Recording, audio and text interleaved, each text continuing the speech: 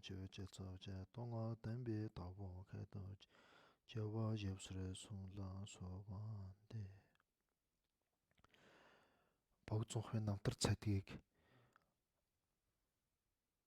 бид сүсгэлж туун даган байсвал буян их хураана. Ирээдүйд богдсунхуу шашин амтнд хэрхэн тусыг бүтээсэн түүнийг мэдэж сонсоод ерөөл тавьбал бид ерөөл тавих орон болно гэдэг үүднээс богдсунхын намтрыг төвөрлөн ярьж байгаа. Өнгөрсөн бидний тайлбар өнөөдрийн эхлэх хоёрын хоорондын уялдаа нь бол богдсунхуу ламаа умава дээдстэй хамт бүтээлд сууж бясалгалын үеэр ламаа умавагаар дамжуулж богдсунхуус олон асуултыг асуусан байдаг.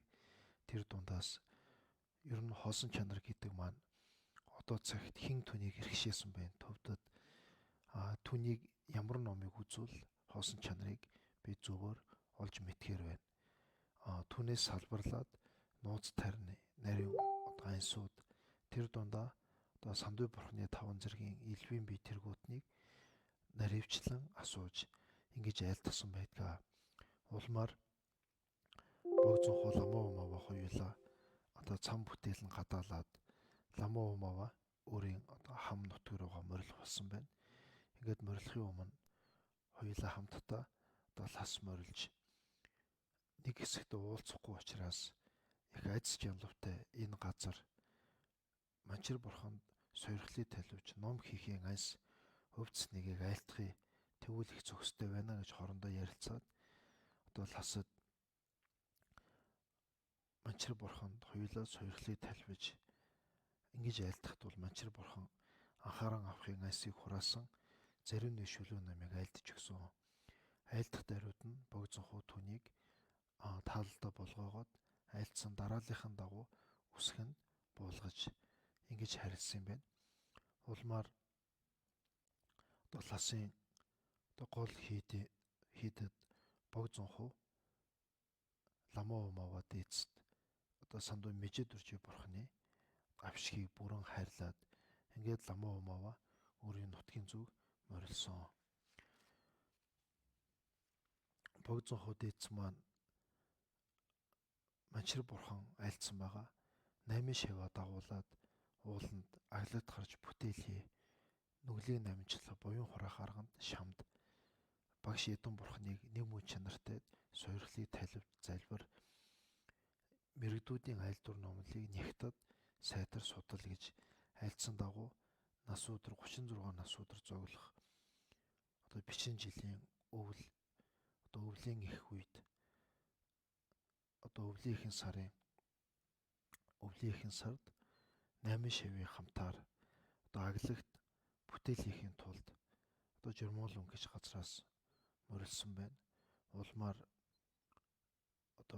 ширэн заваар гол хатлаад гол бүтээл хийсэн аглаг нь бол олхоо чуулан гэж газар бүтээл аглаг хийсэн байгаа. Тэгвэл олхоо чуулан гэж газар руу морилсон. Тэр газрын нэв гэдэг төшмөл урдаас богдсунхуу дүглгийн эзэн болж байсан тэр хүн богдсунхуйг аглагт морилоход нь шаардлагатай нөхцөлийн бүрдүүлж хоол хүнс тэргүүтнийг өргөсөн юм байна. Ингээд аглагт морилоход шаардлагатай зүйлийн саяны төшмөл өргөөд ингээд 8 шаваа дагуулад богдсунхуу ёсүүлээ олхоо чуулангийн ууланд агууд морилсон. Ер нь бол шарм алгатны шашин гэж номонд тодтогж айлдсан байдаг. Тэгвэл шарм алгатны шашин буюу шарын шашны анх хийд хуралдсан богдсунхуу 8 шаваа дагуулад ёсүүлээ ууланд гарч тэнд суурин тодорхой хугацаанд заларсан нь бол шарын шашны анхны хийд дуран бий болохын эхлэл нь энэ байсан гэж Захар гүш маань айлдж байна. Үүнээс өмнө бол богдсунхуйг залрахаас өмнө богдсунхуу шар бандита малгайг болгоохоос өмнө ихэнх дээдсүүд малгайг бол улаан малгайг одоо асааж болгож байсан юм байна. Энэ үеэс 8 шав хамтар бог зонхоо одоо хамтдаа ном бүтээж улмаар бог зонхоо өөрөө шар бандтай малгайг болгож шавнар нь түүнийг болгож ингэж үнээс уламжилснаар шар малгайтны шишин гэж нэрлэх бас нэг үндэс болсон гэж үздэг. За ингээд олхоо хэмээх олхоо чулан гэж энэ ууланд бүтээл хийхээр одоо шавнараа дагуулад бог зонхоо морилсон тухайн газрын түшмэл өөрийн одоо түшмэлийн одоо хөвгүүд гэх мэт шадар дотны хүмүүс нь бог зонхоо болон түүний 8 шав эдгэр дээдс их сүжигтэй өглөө хийцэн болдог. Ингээд шаардлагатай нөхцөл одоо бүрдүүлж хэрэгтэй зүйлээр бас өргөссөн юм байна. Гэвч бог зонхоо шавнар нь одоо бэрхшээлийг одоо туулах ийм таалал хүчтэй байсан учраас өргөссөн эдэн ундаа бусдыг нь болгоулгүйгээр тэр дундаас нэг жаахан үр төдийг зооглож тэр төдийгөр одоо хоол хүнсээ болгон бясалгал бүтээлийг зохиож байсан. Бясалгал бүтээлийг хэрхэн зохиосон бэ гэдэгтэр эхлээд эрдэм төрхөд саадуулдаг хилэн цунлыг намжуулж арилгах, эрдэм төрхийн шаардлагатай нөхцөл бүрдүүлж өгдөг буйны хураах нь чухал гэж болгоогоод багш ёсуулээ өдөр бүрчлэн 4 хэсэгт хувааж хэсэг болгон дээрээ 7 гишүүний зан үлийг 7 гишүүний үүднээс нүглээ намжиж буян хураах, аривжуулах үүнд хичээж байсан. 4 хүчийг бүрдүүлэн намжлагаа их хичээл зүтгэлийг гаргаж байсан. Бог зонхоо өөрөө гэхэд 7 гишүүний намжлагын үед бол одоо унал намжлага гэдэг дүн шиг хэмээх номтой барилдуулан их олон тоогоор мөргөл одоо сунж мөрөх үүнийг бол анхааран авлах болгож байсан. Улмаар мандал өргөхдөө чулуун дээр одоо чулуугаар мандал өргөж байсан. Одоо удалгүй одоо гар нь хаагарч одоо мандал өргөхөд ийм бэрхшээл тулгарч байсан ч тэр бүгдийг үл алжаан улам нүглийг намжлах буюу хураахад улам хичээж байсан. Бог зонхын одоо мандал өргөж байсан доод суурь нь бол чулуу байсан. Мөргөл үлдэж байсан газар нь ч гэсэн чулуун дээр мөргөж байсан юм байна. Ийм учраас бог зонхон мөргөж байсан яг үлмий тавьж байсан зогсож байсан хэсэг хоёр мотраа дарж байсан хэсэг тэргүүн яг хурж байсан энэ хэсгүүд чулуун илэгдээд зөөлхөн ийм болцсон ормон гарцсан байсан. Одоо мандлыг одоо чулуун жижиг чулууг одоо мандлын бид нар будаагаар өргөдгөл будааны орон чулуунуудаар ингэж өргөж байсан. Доотлын суурин чулуу байсан. Эдгээр нь нэлэгдээд маш тийм зөөлхөн илэгдсэн байсан. Одоо сүүлд ч гэсэндээ үзэж хүн мөргөж болохоор ийм байсан. Энэ бол гайхамшигтай ийм одоо айц чанартай мандал байсан. Сүүлд хүмүүс түнд дахил өргөдөг болсон ийм хүмүүс бараалах боломжтой ийм байсан гэж байна. Чулуун барагдсан байгаа үүнээс жишээд бодоход бол одоо мөргөл тэргүүтнийг бол хэдий дүншихийн 35 бурхны тоогоор бомж бүтээж мөргсөн гэдэг боловч тэр тоонд хязгаарлагдахгүйгээр их мөргсөн гарцаагүй байна. Энэ бол одоо бог зонхоо өөрийн буйны чуулганаас бүтсэн лагшингийн хүч чадлын эрдэм болохоос биш эгэл төрөлхитний биеэр тэр адил бэрхшээлийг бол хүн дааж давж чадхааргүй ийм бэрхшээлийг туулж байсан. Энэ бол бог зонхын өөрийн лагшингийн бас хүч буян байсан. Ингэж намжлагыг зохиож явах үед бол одоо зохиосны хүчээр одоо намжлагыг айлтгадаг намжлагын 35 бурхны одоо лагшингийн үзэгдэл лагшин өөрт нь байнгын тодорч харагддаг болсон юм байна.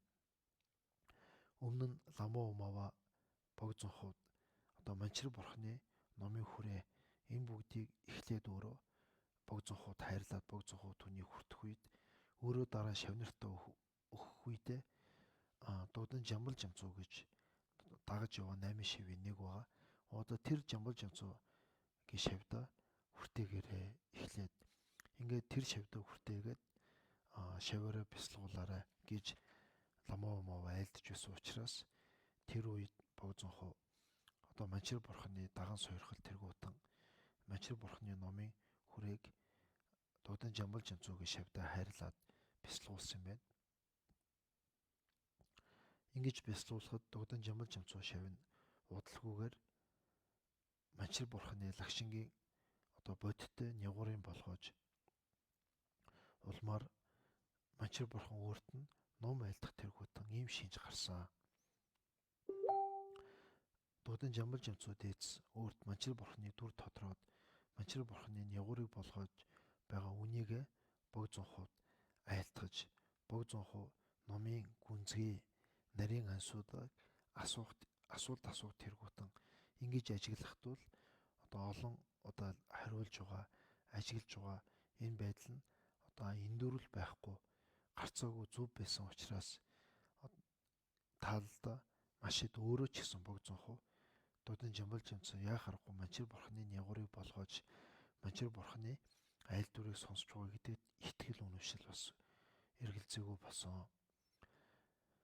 Ингээд 8 шавь нь 7 хоногор ээлжилж Богдзонхын яг хажууд нь бараа болж тусалдаг байсан байна. Ингээд Дугдан Жамбал Жамцууд хэмээх шавь нь бараа болж хажууд нь шадралж байх. Яг тэр 7 хоногийн шадралж байх тэр үед нь нэг өдөр одоо шүтээнд дахил засч байсан юм байна. Энэ үед Богдзонхоо бусад 7 шавьяага дуудаад 8 болонд нь төв үзлийн одоо бошил лундан зарим нэгийг айлдсан. Ийм учраас одоо багш шавь одоо ялангуяа 8 шавь нь бүгдээрээ одоо номыг чухалчилж номонд одоо нэгэн үзүрдэх юм уу улам хүчтэйгээр ингэж хичээх болсон. Ингээд тэр үед өглөгийн эзэн нугууд Богдзонхууд та хитрхи их одоо бэрхшээл хатуужил бий болгоод байна.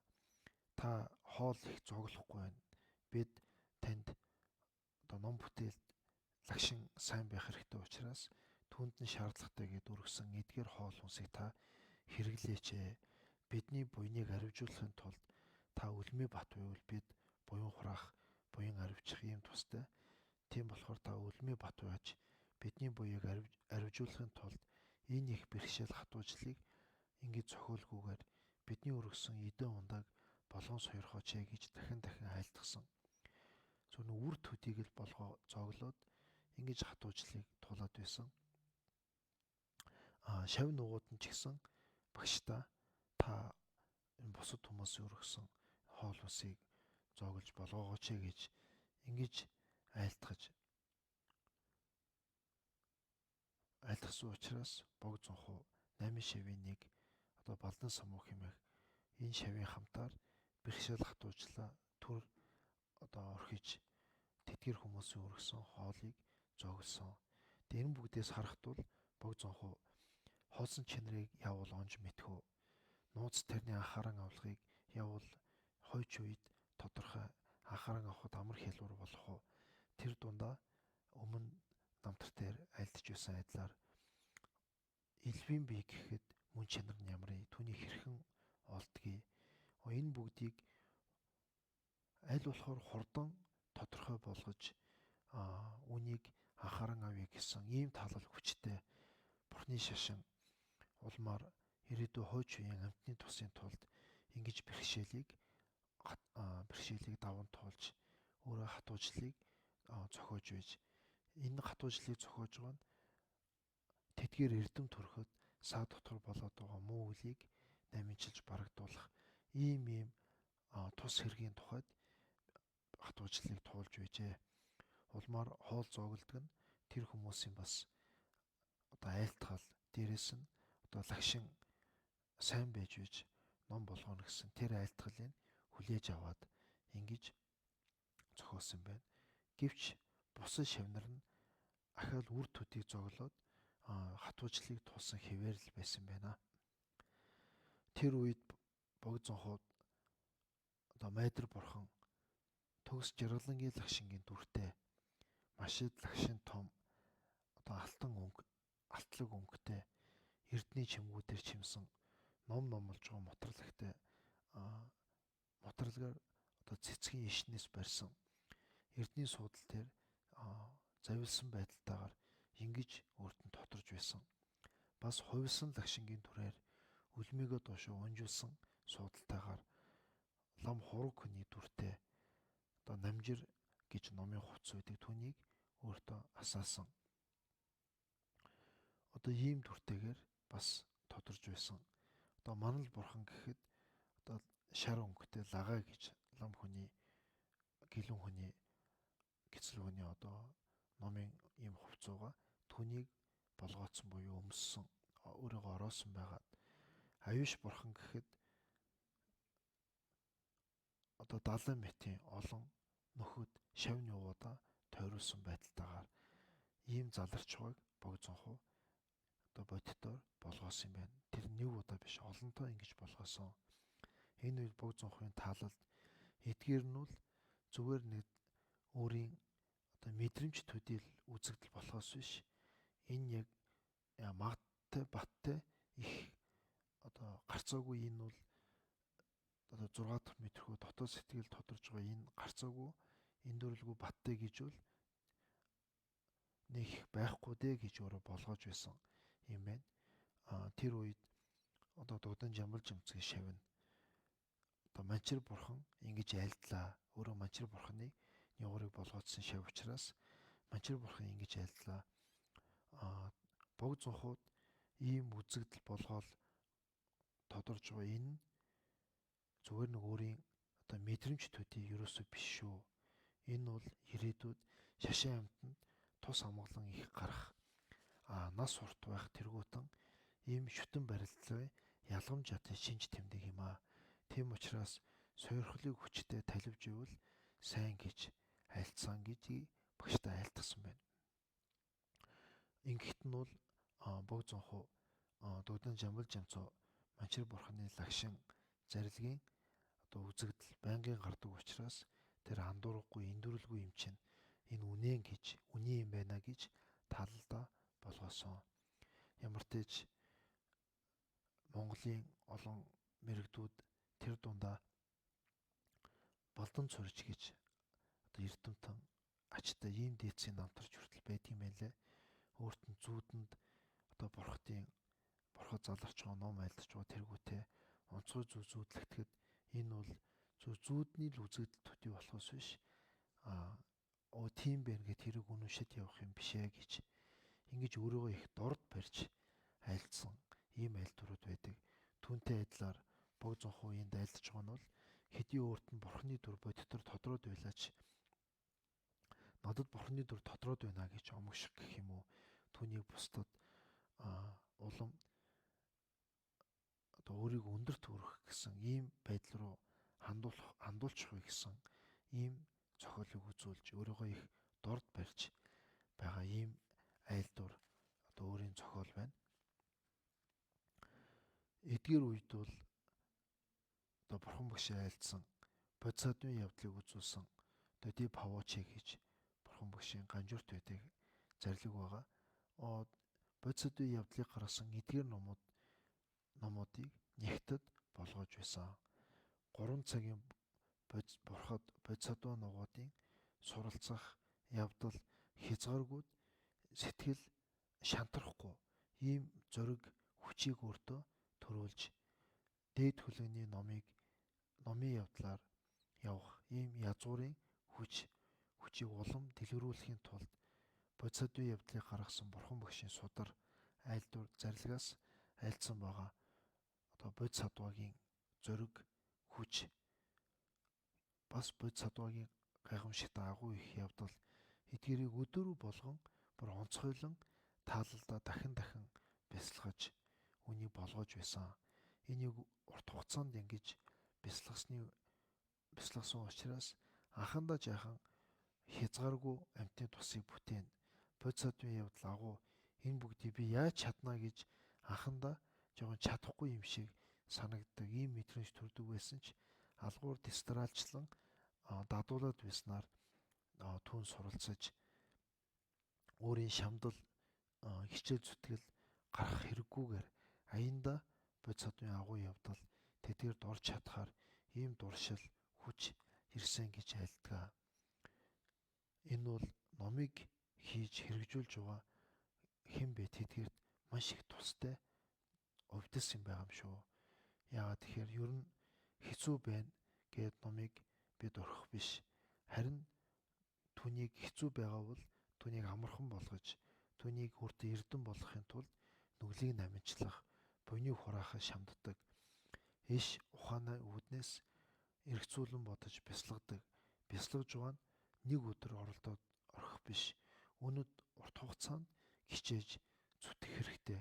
Ингэж зүтгэх юм бол алгуур хүчин улам нэмэгцээр байгаад номын үйл юу вэ тэр бүгдийг хийж чадхаар болно гэдгийг богзонхоо ирээдүй хойч үед ингэж өөрийн намтар зохиолоор үзүүлсэн байна. Ингээд богзонхын агуу их зохиолд их усан амьтан бүгдийн тусыг одоо бүтээхийн тулд хичнээн бэрхшээл хатуужлыг туулж исэн энэ бүгдэд чин сэтгэлээсээ даган бүгдээрээ баясаа. Богзонхоо ийм зохиолыг үзүүлж исэн адил бид удахгүй амьтны тусад энэ зохиолыг хурдан одоо бүтээх болтугай гэсэн ерөөлийг бас хамтдаа тавья. Өнөөдрийн намтраа энэ хүрээд завсарлая.